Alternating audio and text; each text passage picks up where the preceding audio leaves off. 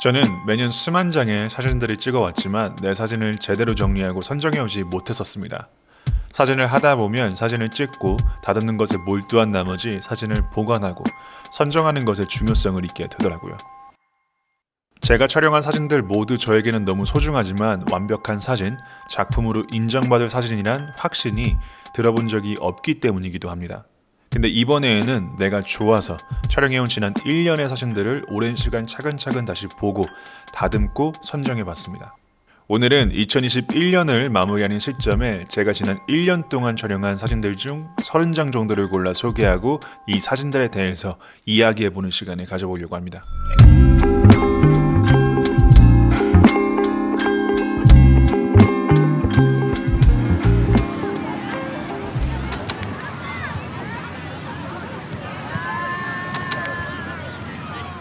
처음 시작으로 보여드릴 사진은 지난 여름 해안가에서 촬영한 사진입니다.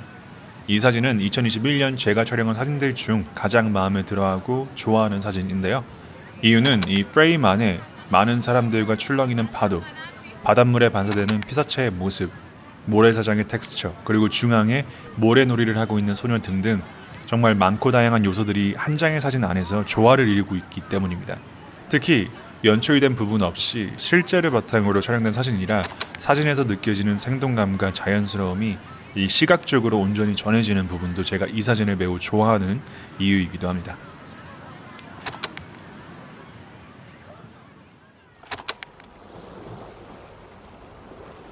이 사진도 바다 사진인데요. 이 사진은 35mm 코닥 폴트라 800 필름으로 촬영한 사진입니다. 제가 이 사진을 좋아하는 이유는 사진 전체적으로 풍경이 보여주는 아름다움이 있으면서 보는 이의 시선을 끌만한 피사체의 포인트도 같이 사진에 담겨 있기 때문입니다. 사진 하단에 아침바다의 모습을 즐기는 젊은 사람들의 모습의 첫 번째 포인트가 있고, 유심히 잘 보면 누군가 만들어둔 모래더미가 반대쪽에 자리하고 있는 게 두 번째 포인트입니다. 이날 촬영한 다른 컷들도 있는데 한번 보시죠.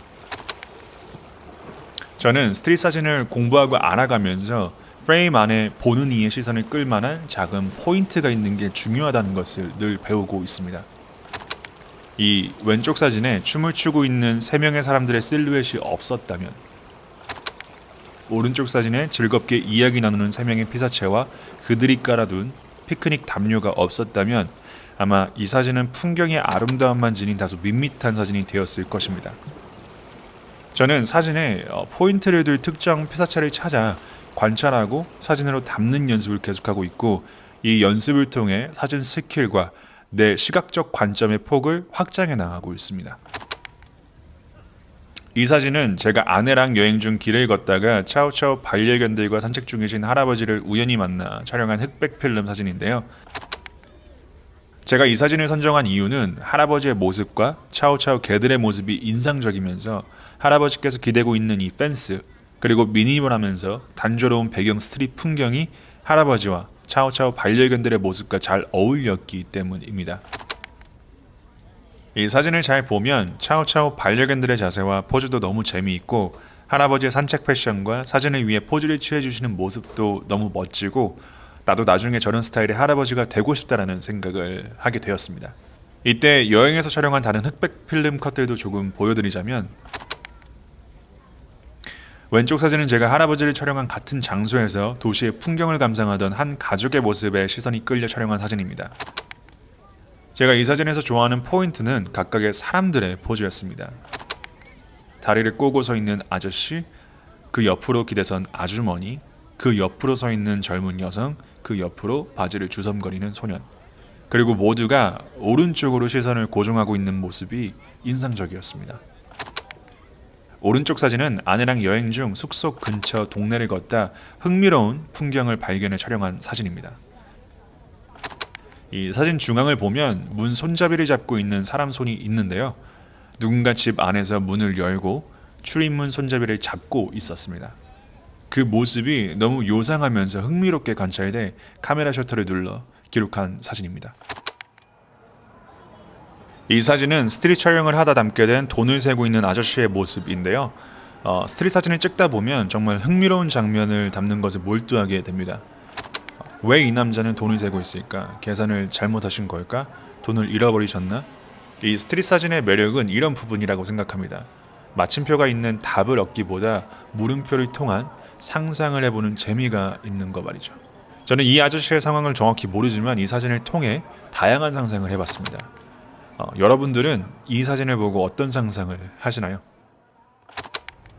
다음 사진은 이 사진입니다. 이 사진을 선정한 이유는 거리의 레이어층이 마음에 들어서입니다. 제 카메라와 가장 가까운 거리에 어질러진 공사 자재들이 있고 그 뒤로 텅 빈 도로, 그 뒤로 사람이 지나가는 보도, 그 뒤로 사인이 붙은 건물. 이 사진 안에는 정말 많은 레이어층이 있어 약간 복잡해 보이지만 다양한 요소에서 흥미로운 관찰을 할 수 있는 사진이라고 생각합니다. 그리고 다음 사진을 보면 왼쪽 사진은 해가 저무는 밤 주차장 가로등의 모습을 촬영한 사진이고 오른쪽은 이른 아침 텅 빈 세차장을 촬영한 사진입니다.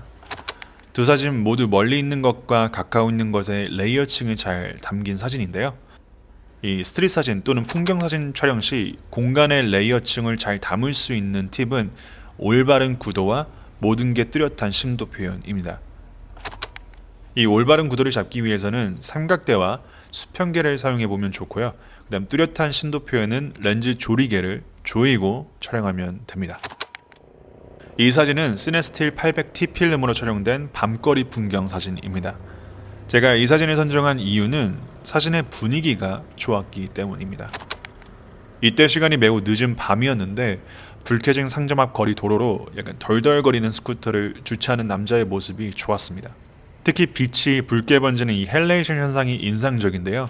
이건 이 시네스틸 800T 필름의 고유한 현상인데 이 고유한 현상 때문에 가격이 다소 높은 시네스틸 800T 필름을 계속 구입하게 되더라고요. 다음 사진을 보면 이 사진들도 시네스틸 800T 필름으로 촬영된 다른 컷들인데요. 보시듯 강한 빛에 붉은 헬레이션 현상이 일어나는데 그 이유는 이 시네스틸 800T 필름은 영화용 필름에 램젯 레이어를 제거해 빛이 필름을 통과할 때 반사되어 나타나는 현상입니다. 이 현상은 어떻게 보면 이미지 화질을 나쁘게 만드는 요소인데요. 촬영 상황에 적절히 잘 활용만 한다면 약간의 몽환적인 분위기로 밤 장면을 연출 가능해 제가 가장 사랑하는 밤에 사용하기 좋은 필름이 시네스틸 800T 필름입니다. 다음 사진은 홀로 앉아있는 아저씨를 담은 사진입니다. 이 사진은 제가 개인적으로 너무 좋아하는데 이유는 촬영한 그때의 순간이 기억에 남았기 때문입니다. 이 사진을 촬영할 당시에 아저씨와 말없이 눈으로 인사하고 촬영한 사진인데요. 길을 걷다 멈춰선 카메라를 들고 있는 저를 보고 싫은 내색 없이 엄지척 포즈도 해주셨는데 그때 기분이 정말 좋았습니다. 아저씨께서 엄지척 해주시는 사진을 넣을까, 지금 사진처럼 앉아 계신 사진을 넣을까 고민하다가 가만히 앉아 카메라를 바라보시고 계시는 모습이 더 자연스러워서 이 사진을 선택했습니다. 이 할아버지의 따봉 엄지척 사진은 이 사진입니다.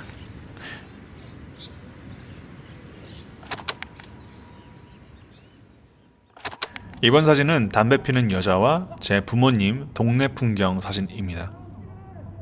이 두 사진을 같이 둔 이유는 두 사진이 다른 장소, 다른 시간, 다른 관점을 가지고 있지만 사진의 구도적 측면에서 제가 좋아하는 사진 스타일을 보여주고 있기 때문입니다. 저는 사진을 찍을 때 무의식적으로 구도에 집중하고 신경 씁니다. 제가 좋아하는 구도는 중앙에서 약간 틀어진 약간 터널 형태의 구도인데요. 중앙에서 약간 틀어진 앵글로 장면을 담을 때 장면은 좀 더 자연스럽고 편안한 분위기를 연출하더라고요.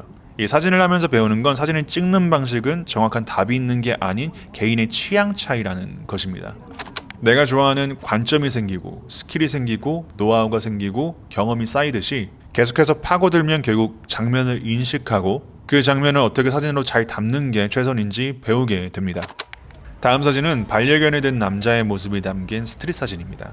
이 스트릿 사진을 하면서 배우는 것 중 또 다른 하나는 좋은 컷은 가까이 다가선 컷이라는 것입니다. 얼마나 더 가까이 내가 이 피사체와 가까워질 수 있는가. 이 스트릿 사진을 하면 할수록 가까워질 용기가 정말 좋은 컷을 만든다는 것을 배우게 됩니다. 이 사진은 28mm 화각의 렌즈로 촬영된 사진입니다. 개를 들고 있는 남자와 저의 거리는 한 두세 발자국 정도 거리였고 그 거리에서 과감히 셔터를 눌렀습니다. 그래서 이런 흥미로우면서 생생한 장면이 담기게 된 것이죠. 자, 다음 사진을 한번 보시죠. 왼쪽은 엄마의 일방적인 훈육을 듣고 있는 소년의 모습이고 오른쪽은 심통난 아이가 엄마의 바지를 잡고 칭얼거리며 걸어가고 있는 모습입니다. 똑같이 이 두 사진 모두 28mm 렌즈로 촬영했고 피사체와 제 카메라의 거리는 한 두세 발자국 사이에 가까운 거리였습니다. 다음 사진도 한번 볼까요? 제가 이 사진들을 통해 전하고 싶은 것은 피사체와 내 카메라가 가까워질수록 세상의 모습은 더 생생하면서 흥미롭게 사진으로 담을 수 있고 표현될 수 있다는 것입니다. 이 사진도 제가 스트릿을 걸으면서 촬영한 사진인데요. 스트릿 사진을 하면서 스킬적으로 배우는 한 가지는 조리개를 조이고 세상을 담는 방식입니다. 내가 보유한 렌즈가 고가의 렌즈라 이 심도 표현을 강하게 줄 수 있다 하더라도 스트릿 사진 촬영에서는 이 심도 표현, 강한 심도 표현이 독이 될 수 있습니다. 그 이유는 이 스트릿 사진은 하나의 피사체에 포인트를 두기보다 전체적인 풍경과 이 프레임 안에 담기는 모든 피사체의 생동감 있는 모습이 잘 표현되는 게 중요하기 때문입니다. 자, 이제 다음 사진을 보면 공사 장비를 들고 거리를 걷고 있는 인부들이 있는데요. 만약 이 사진 속 맨 앞에 있는 한 사람에게만 초점이 맞았다면 뒤에 있는 또 다른 사람의 모습과 옆에 사인들 모두 흐릿하게 담겨 덜 인상적이었을 거라고 저는 생각합니다. 자신이 보유한 렌즈가 강한 심도 표현이 가능한 조리개 수치를 가지고 있다 하더라도 상황에 따라 적절한 심도값을 측정해 설정할 수 있는 노하우와 스킬은 정말 중요한 사진 찍는 스킬 중 하나라고 저는 생각합니다. 이 사진은 정말 우연히 아내가 운전하는 차를 타고 가다 창 밖으로 놀고 있는 아이들의 모습을 순간의 찰나로 촬영한 사진입니다. 제가 이 사진을 선택한 이유는 장면의 흥미로움도 있지만 촬영한 상황에서 약간의 배움이 있기 때문입니다. 저는 카메라를 항상 들고 다닙니다. 어디를 가든 늘 카메라를 목에 걸고 다니는데요. 세상은 이 흥미로움 투성이고 사건과 상황의 연속이라고 저는 생각합니다.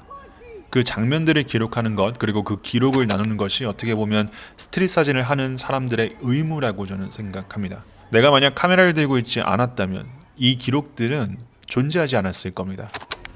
다음 사진을 보면 이 사진들의 특별한 이야기나 뜻은 없습니다.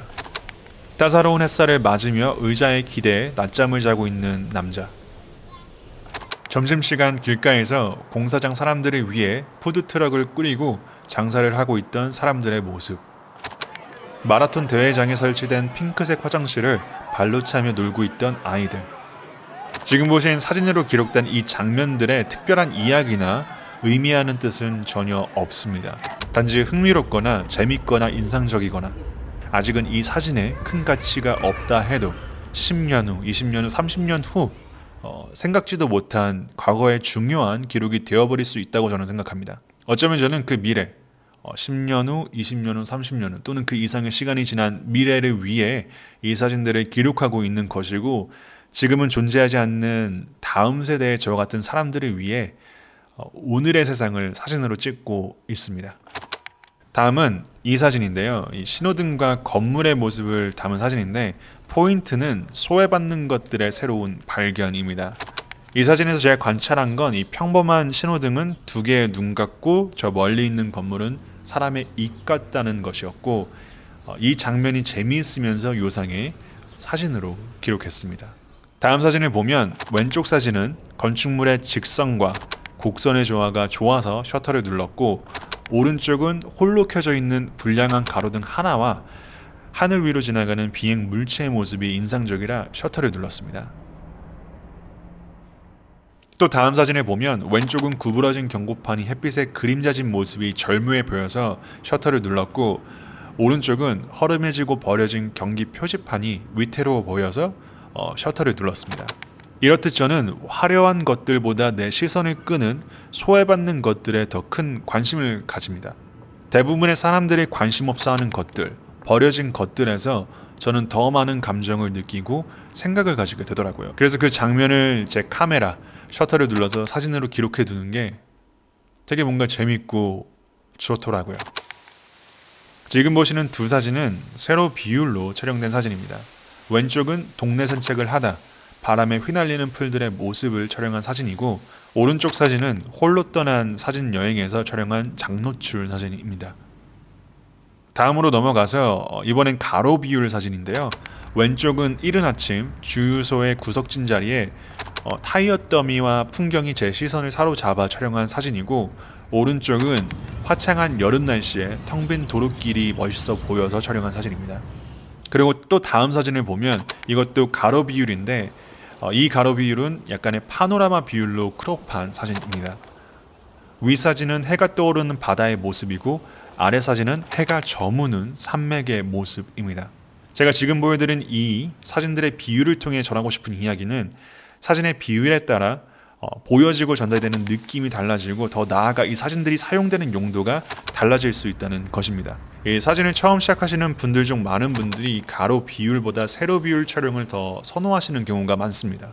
그 이유는 이 카메라 스크린이 이렇게 가로로 볼 때보다 이 세로로 볼 때 더 큼지막하게 느껴지는 착각이 들고, 그 다음 SNS에 사진을 올리고 이 스마트폰으로 볼 때 가로 비율보다 세로 비율이 더 사진을 더 크게 보여주기 때문입니다. 그리고 스마트폰이 세로 비율이기 때문에 가로 비율 사진보다 세로 비율 사진이 더 큼지막하게 보이는 것도 사실이고요. 그래서 가로로 찍으면 더 멋있게 더 많은 것들을 담을 수 있는 풍경 사진조차 세로 비율을 고집해서 찍는 경우가 있습니다. 그렇다고 사진 비율 선택에 옳고 틀림은 없습니다. 단지 상황과 장면에 어울리는 비율을 잘 선택하는 것도 사진 실력이라 저는 생각합니다. 네, 여러분들, 이렇게 해서 제가 2021년에 촬영한 사진들 중 선정한 30컷 정도를 보여드리고 그 사진들에 대한 이야기 그리고 배운 것들에 대해서 약간 나눠봤는데요. 이제 2022년이 다가오고 있는데 2022년에도 좋은 사진 컨텐츠 제작에 노력하며 오늘은 여기서 인사드리도록 하겠습니다. 오늘 제가 보여드린 사진들 중 여러분들께 인상적이었던 사진은 어떤 사진이었는지, 또는 지난 1년 동안 여러분들은 사진을 찍으면서 어떤 배움을 얻으셨는지 댓글로 많이 남겨주세요. 그럼 지금까지 사자큐였습니다. 감사합니다.